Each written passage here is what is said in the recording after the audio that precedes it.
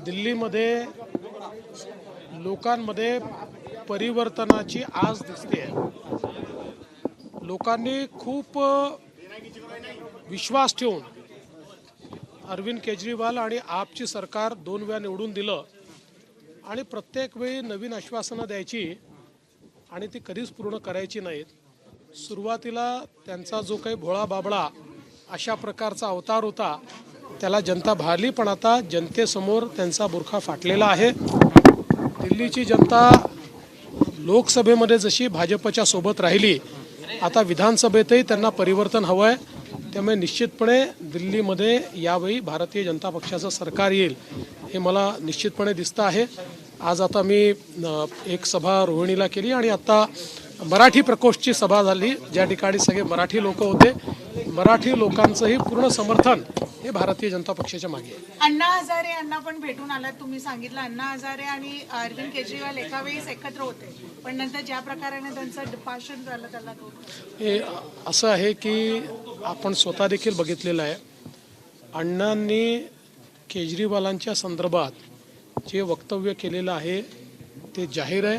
आताही अण्णांनी त्याच प्रकारे सांगितलेलं आहे की कुठेतरी माझ्या आंदोलनाचा फायदा घेऊन स्वतःचा स्वार्थ अरविंद केजरीवाल यांनी त्या ठिकाणी पूर्ण केला.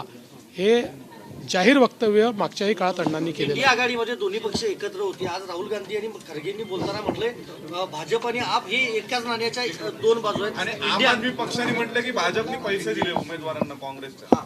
मला असं वाटतं की त्यांची नुराकुस्ती आहे. एकमेकाला मदत कशी करता येईल अशा प्रकारचाच त्यांचा प्रयत्न आहे. एका नाण्याच्या 2 बाजू आहेत. हे लोकसभेमध्ये सोबत असतात, विधानसभेत वेगळे असतात, पुन्हा विधानसभा संपली की सोबत असतात. आमचा काँग्रेस आणि आप या दोघांशी कधी संबंध आला नाही, त्यांच्याशी कधी युती झालेली नाही. हे दोघेही आमचे विरोधक आहेत. आमचे विरोधक म्हणजे दिल्लीचेच विरोधक आहेत, कारण यांनी दिल्लीचा सत्यानाश केला आहे, त्यामुळे दिल्लीचे विरोधक आहेत. तोच विषय असा आहे. दिल्लीचे प्रदेशाध्यक्ष शिवसेनेचे, ठाकरेंच्या शिवसेनेचे, त्यांनी संजय सिंगची भेट घेऊन त्यांना पाठिंबा दिलाय. संजय राऊत तिकडे म्हणतायत दोन्ही आमचे मित्र आहेत, आम्ही तटस्थ आहोत.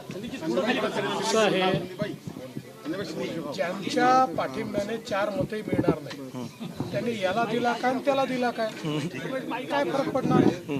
त्याने कोणालाही द्यावं. एबीपी माझा, उघडा डोळे बघा नीट.